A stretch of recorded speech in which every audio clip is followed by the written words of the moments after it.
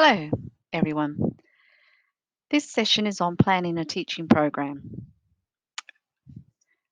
So we'll go through this. All right. So at the end of the day, whatever we create, it has to have alignment. So what is taught, the targeted curriculum, is what is being assessed, what students are required to do in order to demonstrate what they know and can do, and what will be reported by us as teachers. Now, if you want, you can actually download this. This is at the QCAA, which is the Queensland Authority. And I actually quite like the Queensland Authority. They actually put a lot of information up there that we can use, and they talk about all sorts of things. So I think it's actually quite valid to have a look at them. And they talk about design and technology, section 4, and they talk about by the end of year 8, their expectations of what the students are supposed to do. So no matter what we do, we need to look at the scope and sequence, and we need to be determining what year we'll be addressing at the program. So you'll get your timetable and you'll be asked to teach year 7 and you'll be in maybe the woodwork shop. So then you would actually look at the materials design and technology for year 7 program. But it's important to look back 1 year to look at what the year 6s should have been taught and then look forward 1 year as well, because that's where we want them to head. Now, just a little bit of concern, I guess, that you need to be aware of. Number one, the WA curriculum only came into force in 2018 as compulsory up to year 8. So a lot of schools or a lot of students may have not done much prior to that. And secondly, in WA, students can choose one of the 4 contexts in design and technology. So even though you might be looking at wood and going backwards and forwards, they may not have done wood. They may have done one of the other ones in that design and technology area. So always bear that in mind, depending on the age of the student you're looking at.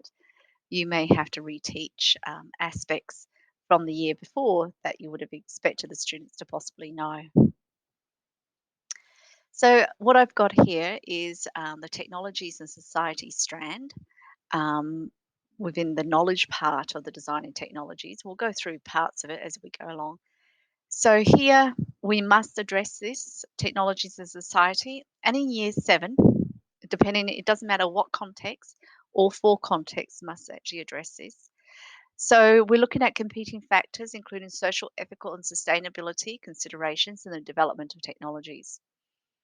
And then we have a second part, ways in which products, services, and environments evolve locally, regionally, and globally.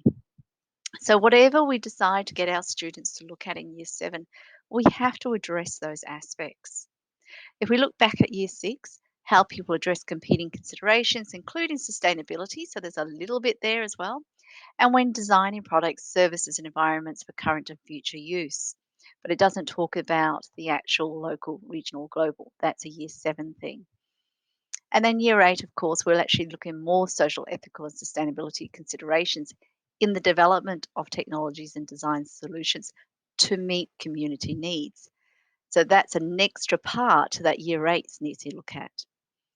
And then the last part, of course, is the creativity, innovation, and enterprise needs to start to come through. So I've highlighted in red the key words, I guess, that are similar and a little bit of difference as they start to develop further into the student's understanding. So looking at one of the contexts, engineering principles and systems, and you can look at this one, but I suggest you do materials as well, and we're going to look at all of those. But this is, I'm thinking for your assignment, you might want to look at that. But let's have a look. Year 6, electrical energy and forces and control, movement, sound, or light in a product or system. Year 7, the use of, and that's a key word, the use of motion, force, and energy to manipulate and control electromechanical and mechanical systems. And year 8, the design of simple solutions using motion, force, and energy. So you can see there are differences between those 3. So year 7s really, they're using systems to look at motion, force, and energy. Whereas in year 8, they're designing simple systems. So it's something to think about. So let's have a look at the materials and technology specializations. Okay, in year seven, looking at them as well, material and technology decisions and process influence the selection, combination of materials, systems, components, tools, and equipment. Let's have a look at six characteristics, properties, and safe practice of a range of materials. So if we're only offering the student wood in their thinking, then we're not really giving them a range of materials. So again, this is under the technology and society or the knowledge strand. So you need to think about, well, we may only have pine, but how can we actually organize our students and our work to allow them to experiment and look at other aspects? So it's something we need to think about. And they have to evaluate the suitability of their use for what we're trying to do. And then look at moving to year eight, the process for the selection and combination. So definitely in year eight, we need to give them an opportunity for selection. Again, we can actually steer them in deciding that pine is, or whatever wood you have, is the best product. But they have to come up with some ideas themselves as to why that is. So it is important to think about that and how you actually package your teaching. I'm just letting you know we're not going to go through food specialisation and food and fibre production in this presentation. But of course, those do come under design and technologies. Okay, so then all of them, no matter what one of the four contexts that you use, go through the design process. And so all parts must be covered, okay, in your teaching and learning program. So again, I think it's important to look at year 6, 7, and 8. So in year 7, we define and break down a given task, identifying the purpose. That's what the students are supposed to do. In year 6, they define a problem and set of sequence steps with users making decisions to create a solution. And they identify available resources. In year 7, they consider components resources to develop solutions, identifying constraints. So again, a little bit more higher order thinking. In year 8, they investigate a given need or opportunity for a specific purpose, evaluate and apply a given brief, apply and evaluate a given brief. That's important. Consider components, resources, develop solutions and constraints. Okay, they also need to look at designing. And so here in year 6, design, modify and follow and represent both diagrammatically and in written text alternative solutions. So this is where you have your initial ideas, possibly maybe some brainstorming, etc. going on there. And use a range of techniques, appropriate technical terms and technology. So this is when you really should be looking at your 2-point perspective, your 1-point perspective, your isometric, possibly oblique, etc. So that they start to have an understanding. It does not have to be complicated. That's the key. As we go into year 7, they design, develop, review, and communicate their ideas, plans, and processes within a given context using a range of techniques. So, again, start getting them sketching. The other part that I think is important, they follow a plan designed to solve a problem using a sequence of steps. They follow it.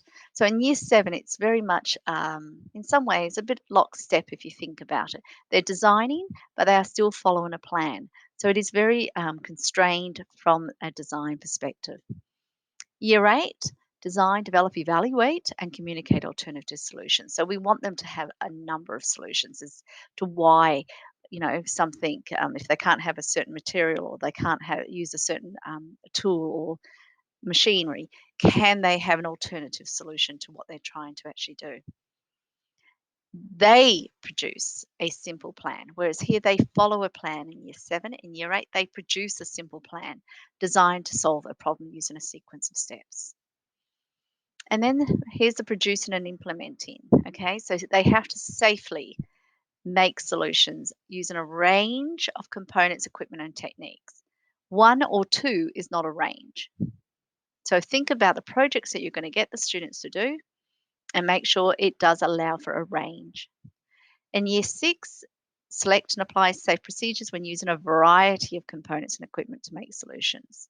So they still have a variety. And here, of course, in year 8, safely apply appropriate techniques to make solutions using a range as well. Evaluation. In year 7, they need to independently apply given contextual criteria to evaluate design process solutions. You can give them the criteria. Whereas in year 8, they need to develop the criteria independently to assess their solutions.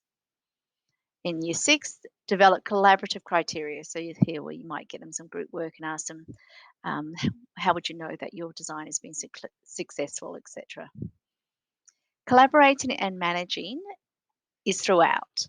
So again, work independently and collaboratively when required to plan, develop, and communicate ideas. When required to manage in projects. When required. So I think it's important that we actually build in group work. I do a lot of brainstorming between the students and groups. I actually get them to do different briefs so that they can actually think about working together as a group. So think about how you can actually do that. They do need to work independently, but at the end of the day, uh, I find that design and technology is quite collaborative in its structure. Now, once you've actually thought about the program and thinking about what you need to cover, we then need to look at the judging standards. Because I've seen so many teachers create assessments that really do not give the students the opportunity to get the A's and the B's. They pitch it too low and too constrained. So it is important to look at the judging standards. So you need to make sure that those that your assessments actually give you that opportunity.